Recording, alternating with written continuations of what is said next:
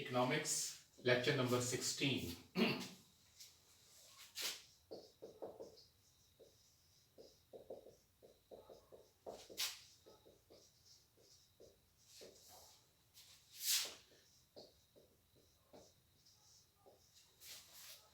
Price elasticity of supply, PES या ROS.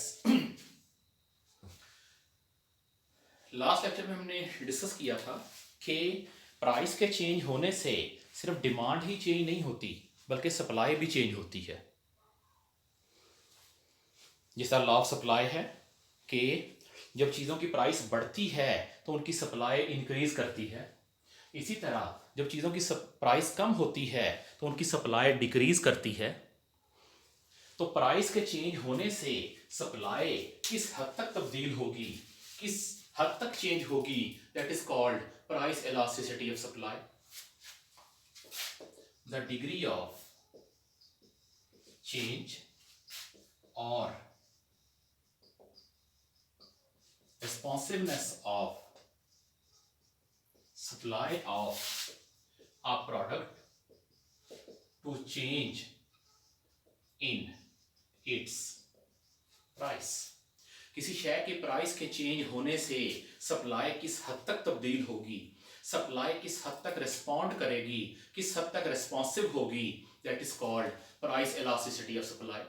क्या price के चेंज इंक्रीज होने से या चेंज होने से सप्लाई में बहुत ज़्यादा चेंज आएगा, या सप्लाई में बहुत कम चेंज आएगा, या सप्लाई में बराबर का चेंज आएगा, या सप्लाई में कोई चेंज नहीं आएगा? इसे डिटरमिन करने के लिए यूज करते हैं price elasticity of supply. Different चीज़ों की सप्लाई के ऊपर प्राइस के चेंज होने का डिफरेंट इफेक्ट होता है। इसे चेंज करने के लिए इसे कैलकुलेट करने के लिए हम एक ही मेथड यूज करेंगे, which is percentage method.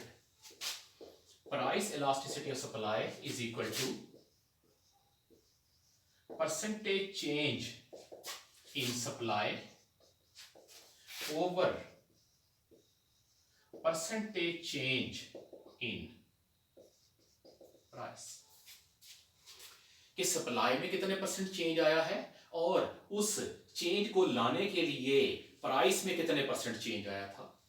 For example, किसी चीज की इनिशियल प्राइस थी P1 और इनिशियल सप्लाई थी Q1. प्राइस चेंज होके फाइनल प्राइस हो गई P2 और सप्लाई चेंज होके फाइनल सप्लाई हो गई Q2. तो जिस तरह हमने प्राइस elasticity ऑफ डिमांड के अंदर देखा था, उसी तरह प्राइस elasticity ऑफ सप्लाई के अंदर भी होगा delta QS over delta P into average price over average supply. जहां जहां डिमांड आ रही थी वहां वहां पे सप्लाई आ जाएगी और प्राइस अपनी जगह पे रहेगी. So basically price elasticity of demand वाले फार्मूले को ही हमने अमेंड कर लिया. जहां जहां डिमांड का वर्ड आ रहा था वहां वहां हम सप्लाई का वर्ड लगा देंगे. फार्मूला बेसिकली सेम रहेगा. जो परसेंटेज चेंज का फार्मूला था वही फार्मूला यहां भी यूज होगा. अब हम डिफरेंट केसेस स्टडी करेंगे, डिफरेंट केसेस को देखेंगे कि प्राइस के चेंज होने से सप्लाई के ऊपर किस हद तक इफेक्ट आता है.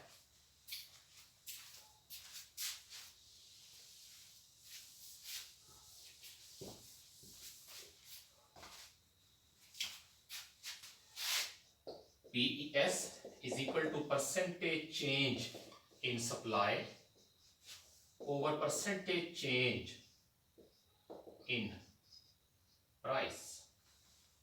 या PES होगा delta Q over delta P into average price over average supply. पहला केस स्टडी करते हैं, केस नंबर 1, इलास्टिक सप्लाई. हम अज्यूम करते हैं कि किसी चीज की इनिशियल प्राइस थी 10 और इसकी इनिशियल सप्लाई थी 100 यूनिट्स.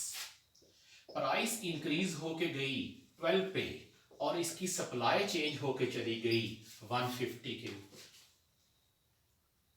प्राइस के इंक्रीज करने का सप्लाई के ऊपर डायरेक्ट इफेक्ट आ रहा है, सप्लाई भी इंक्रीज हो रही है। कैलकुलेट करते हैं इसको।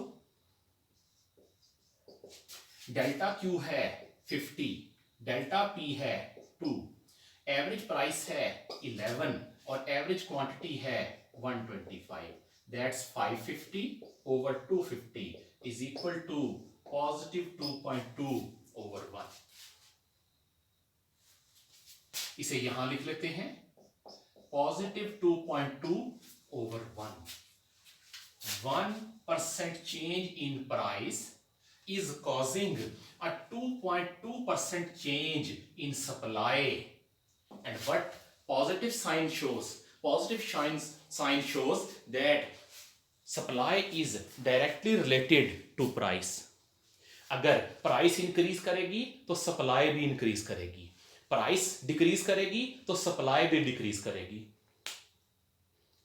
प्राइस इलास्टिसिटी ऑफ डिमांड के अंदर हमने देखा था नेगेटिव साइन आ रहा था। नेगेटिव साइन ये इंडिकेट कर रहा था कि डिमांड का प्राइस के साथ नेगेटिव रिलेशन है। यहां पॉजिटिव साइन आ रहा है जो ये शो कर रहा है कि सप्लाई का प्राइस के साथ पॉजिटिव रिलेशन है। Higher the price higher is the supply, lower the price lower is the supply. 1% change in price is causing a 2.2% change in supply in same direction, या फिर a change in price causes a greater change in supply। Price का change थोड़ा है 1% है और supply का change ज्यादा है 2.2% है, यानी कि न्यूमरेटर बड़ा है डिनोमिनेटर छोटा है। इसका मतलब है सप्लाई का चेंज बड़ा है, प्राइस का चेंज कम है। हमने पॉजिटिव साइन को इंक्लूड नहीं किया इन सेम डायरेक्शन, ये पॉजिटिव साइन को इंक्लूड कर लेगा। A change in price is causing a greater change in supply in same direction। Price का थोड़ा चेंज सप्लाई को ज्यादा चेंज कर रहा है, इस तरह की सप्लाई को हम कहते हैं इलास्टिक सप्लाई। अगर हम इसकी डायग्राम ड्रॉ करें, एक्स एक्सिस पे ले लेंगे सप्लाई, वाई एक्सिस पे ले लेंगे price.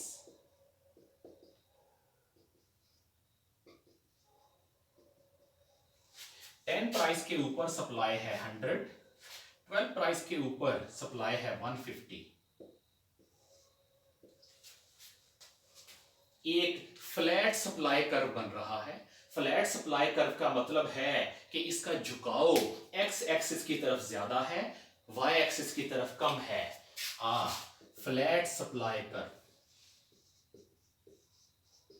that shows that elasticity of supply is greater than 1, which means a lesser change in price is causing a greater change in supply in same direction। आमतौर पे आपकी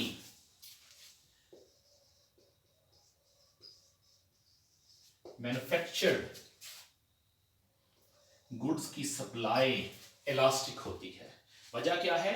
manufactured goods आमतौर पे durable nature की होती हैं। ये ऐसी गुड्स होती हैं जिन्हें स्टॉक किया जा सकता है, और हमने लॉ ऑफ सप्लाई के अंदर पढ़ा था कि supply is a part of stock. So जब इन चीजों का स्टॉक ज्यादा अवेलेबल होगा तो आपकी प्राइस का चेंज कम आएगा, सप्लाई का चेंज ज्यादा आएगा। आपका प्रोड्यूसर या सेलर प्राइस के थोड़े से चेंज की वजह से सप्लाई को ज्यादा चेंज कर सकेगा। वजह क्या है? उसके पास स्टॉक्स अवेलेबल हैं। इस तरह की सप्लाई को हम कहते हैं इलास्टिक सप्लाई। ये पहला केस था इसका। Then comes second case.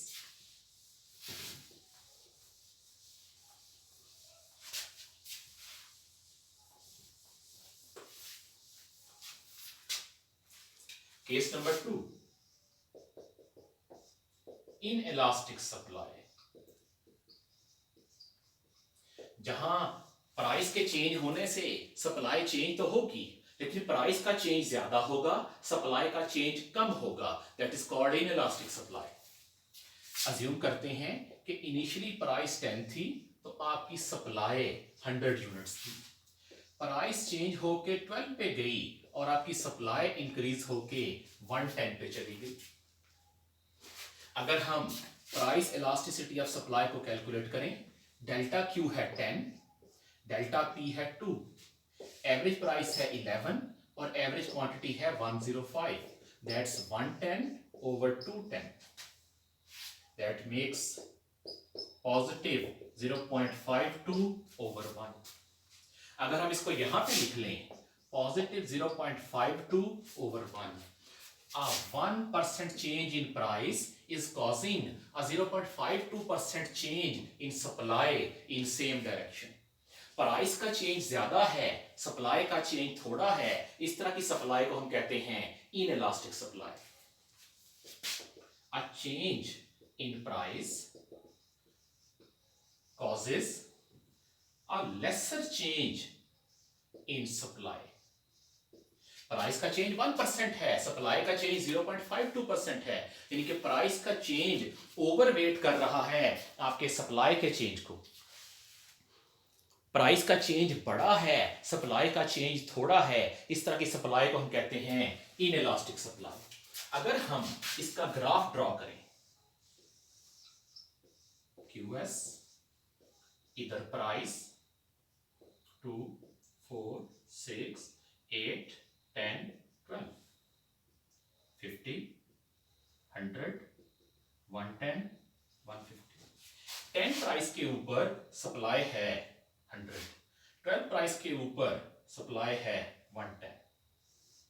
एक स्टीप सप्लाई कर्व बनेगा, a steep supply curve. Steep supply curve का मतलब है कि इसका झुकाव y एक्सिस की तरफ ज्यादा होगा और x एक्सिस की तरफ कम होगा।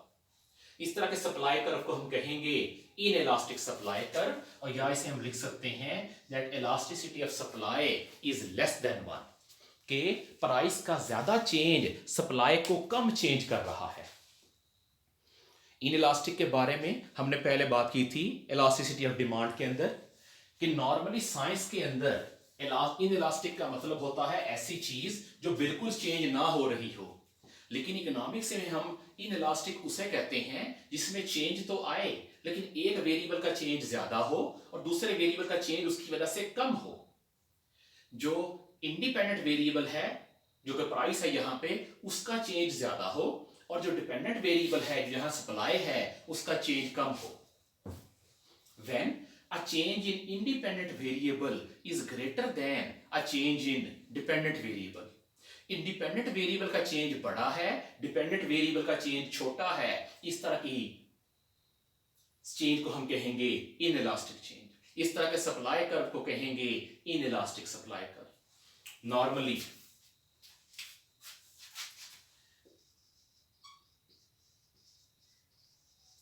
Manufactured goods with long production cycle, ऐसी गुड्स जो है तो मैन्युफैक्चर्ड लेकिन इनका प्रोडक्शन साइकिल लॉन्ग है, for example aircrafts, warships, trucks and buses, ये हैं तो मैन्युफैक्चर्ड गुड्स लेकिन इनका प्रोडक्शन साइकिल लॉन्ग है। इसी तरह आपकी पेरिशेबल गुड्स, ऐसी गुड्स जो जल्दी खराब होने वाली हैं, जिन्हें स्टोर करना मुमकिन नहीं है, जिनके स्टॉक मेंटेन करना पॉसिबल नहीं है, इस तरह की गुड्स की सप्लाई इनइलास्टिक होती है। इनकी प्राइस अगर इंक्रीज भी करती रहे तो इनकी सप्लाई में बहुत ज्यादा चेंज नहीं आता। These are called inelastic supply goods. ऐसी गुड्स की सप्लाई को हम इनइलास्टिक कहते हैं। Then comes third case,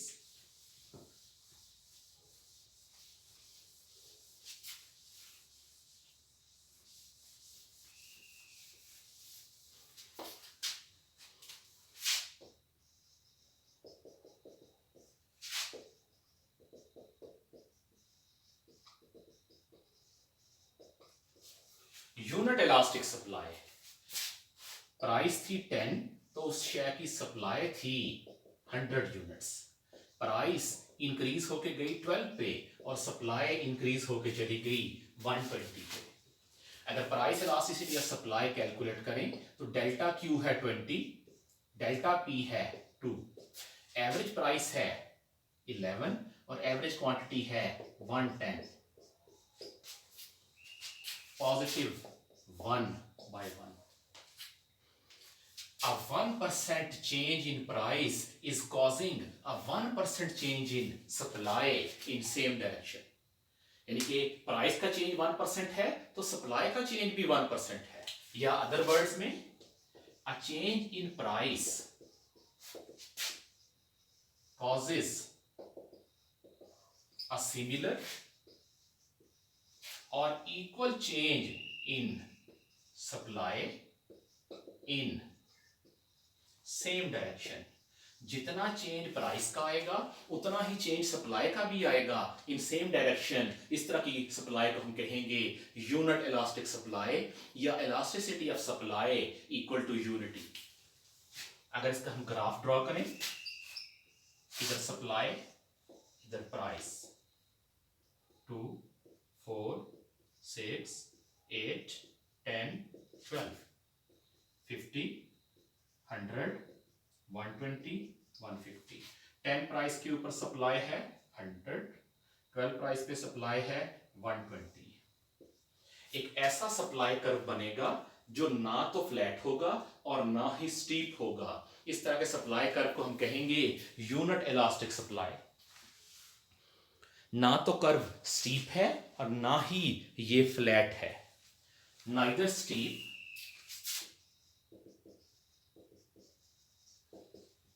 nor flat supply curve. Elasticity of supply equal to 1 और unity. कोई स्पेसिफिक गुड ऐसी नहीं है जिसकी हम एग्जांपल ले सकें कि इसकी सप्लाई यूनिट इलास्टिक होगी.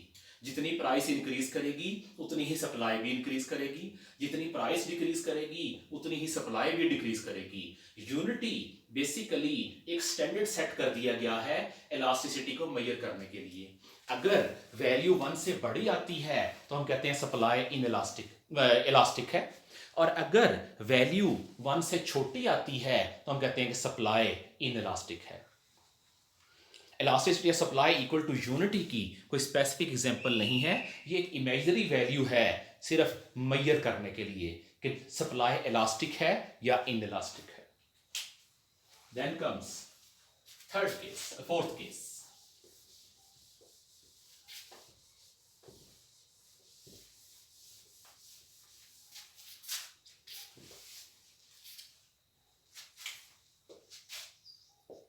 Case 4. Perfectly inelastic or zero elastic supply. Perfectly inelastic का मतलब क्या है कि प्राइस में जो मर्जी चेंज आता रहे, आप सप्लाई को इंक्रीज या डिक्रीज नहीं कर सकते. लेट्स से प्राइस थी 10 तो सप्लाई थी 100. प्राइस इंक्रीज होके गई 12 पे, सप्लाई अपनी जगह पे है. अगर हम PES price elasticity of supply calculate करें, delta Q 0, delta P2, average price 11, average quantity 100. क्योंकि न्यूमरेटर में 0 आ रहा है तो इसका आंसर 0 आएगा. 0 आंसर का मतलब क्या है कि प्राइस में चेंज आ रहा है लेकिन सप्लाई में कोई चेंज नहीं आ रहा. A change in price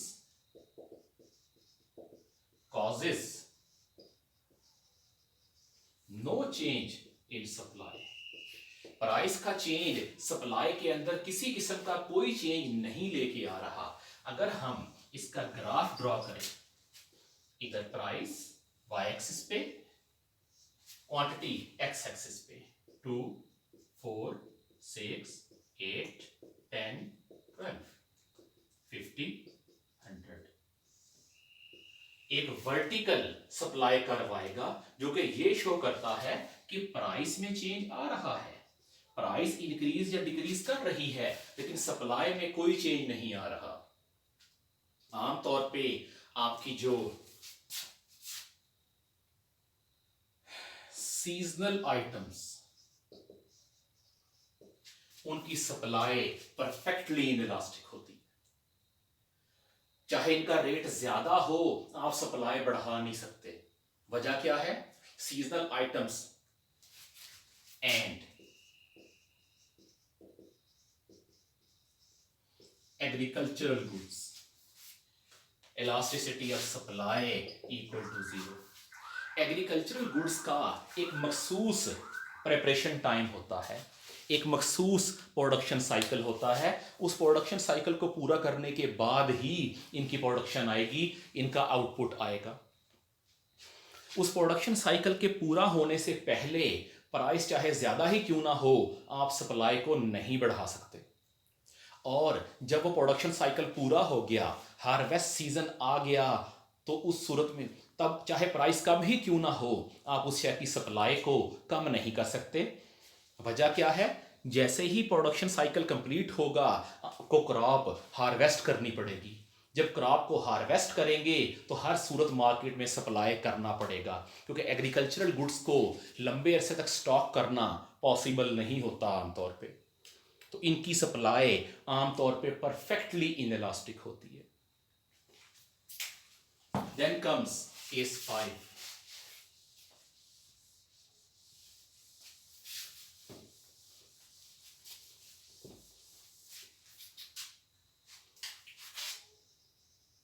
case 5, perfectly elastic or infinite elastic supply।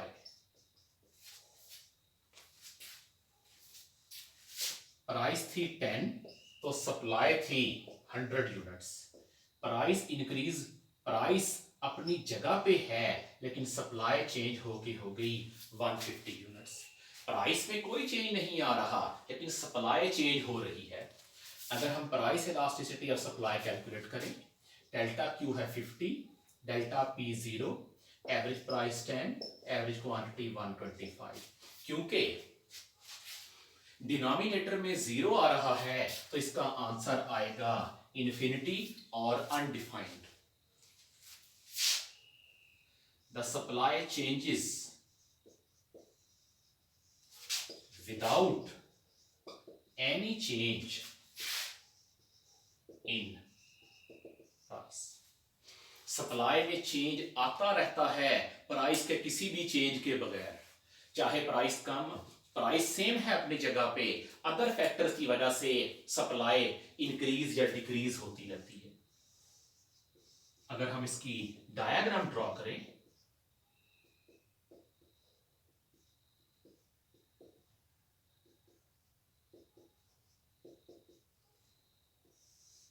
एक हॉरिजेंटल कर्व ड्रॉ होगा पैरेलल टू एक्स एक्सिस, जो ये शो करता है कि प्राइस में कोई चेंज नहीं आ रहा, प्राइस अपनी जगह पे कांस्टेंट है, लेकिन सप्लाई फिर भी चेंज होती जा रही है। इस तरह की गुड्स को हम कहते हैं, इस तरह की सप्लाई को कहते हैं परफेक्टली इलास्टिक या इन्फिनिट इलास्टिक सप्लाई। आमतौर पे आपकी जो manufactured goods, daily utility goods होती हैं, इनकी सप्लाई इलास्टिक होती है। मैन्युफैक्चर्ड गुड्स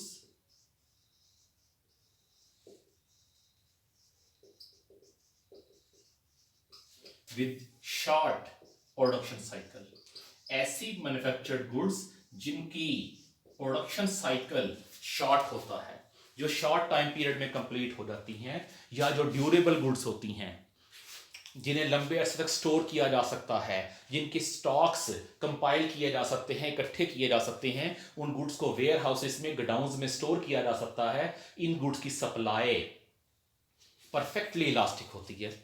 फॉर एग्जांपल, आपके packet chips, juices, beverages, electrical goods, electronic goods, plastic items, ceramics, glass items, इन सब की सप्लाई परफेक्टली इलास्टिक होती है।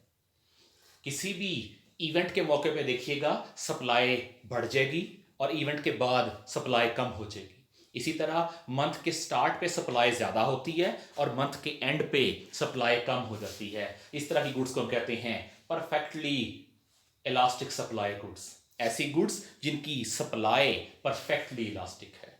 सो अगर हम इन सारे केसेस को साथ साथ ड्रॉ करें तो हम इजीली अंडरस्टैंड कर सकते हैं।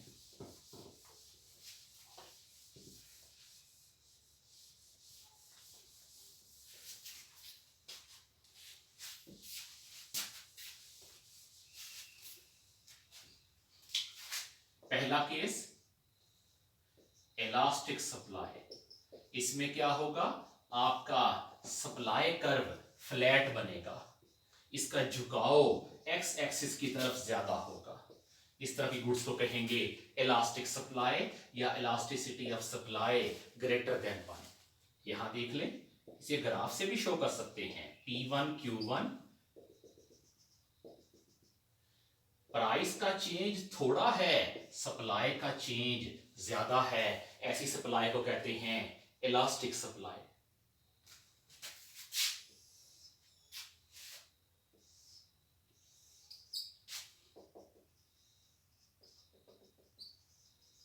इनइलास्टिक सप्लाई, जहां आपका सप्लाई कर्व स्टीप होगा, अ स्टीप सप्लाई कर्व, प्राइस का चेंज ज्यादा है, काफी ज्यादा है, लेकिन सप्लाई का चेंज थोड़ा है, that is called inelastic supply या elasticity of supply less than 1। फिर ये केस 1 हो गया, ये केस 2 हो गया।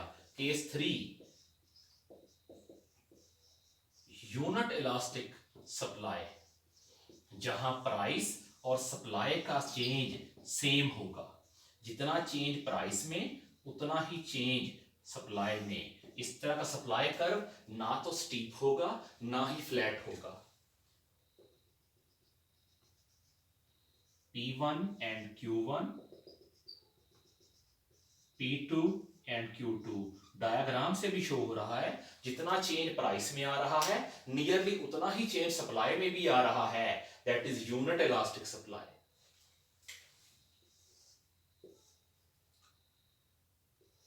Perfectly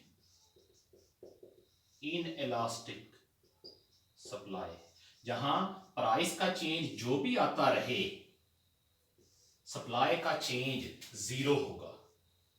price supply, price increase या डिक्रीज हो रही है P1 P2, लेकिन क्वांटिटी अपनी जगह पे फिक्स है, इस तरह की सप्लाई को कहेंगे परफेक्टली इनइलास्टिक सप्लाई या unit elastic supply. Elasticity of supply equal to 0 और यहां elasticity of supply equal to 1।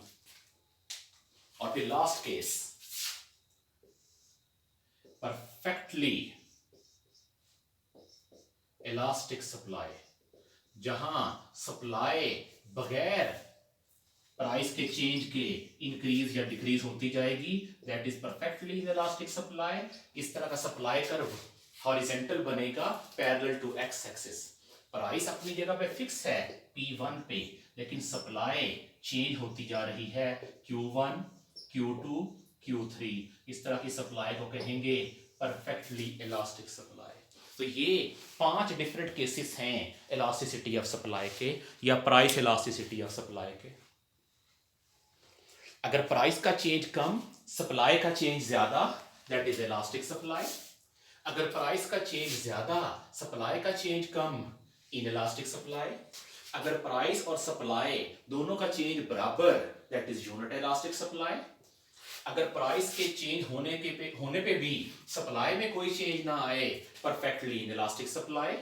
और अगर प्राइस के चेंज हुए बगैर सप्लाई फिर भी चेंज होती जाए, that is perfectly elastic supply. ये 5 केसेस हैं प्राइस इलास्टिसिटी ऑफ सप्लाई के।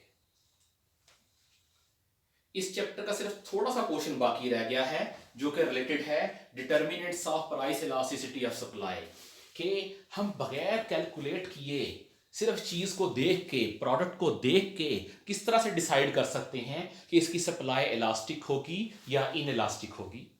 जिस तरह हमने इलास्टिसिटी ऑफ डिमांड के डिटर्मिनेंट्स जज किए थे कि कौन कौन से फैक्टर्स हैं जो डिटर्मिन कर देंगे किसी चीज की डिमांड इलास्टिक होगी या इनइलास्टिक होगी, इसी तरह कुछ फैक्टर्स हैं जो ये डिटरमिन करते हैं कि किसी शय की सप्लाई इलास्टिक होगी या इनइलास्टिक होगी। इंशाल्लाह नेक्स्ट लेक्चर में हम उन फैक्टर्स को, उन डिटर्मिनेंट्स को डिटेल में स्टडी करेंगे जो किसी चीज़ की इलास्टिसिटी ऑफ सप्लाई को डिटरमिन करते हैं कि कोई चीज़ इलास्टिक होगी, किसी चीज़ की सप्लाई इलास्टिक होगी या इनइलास्टिक होगी।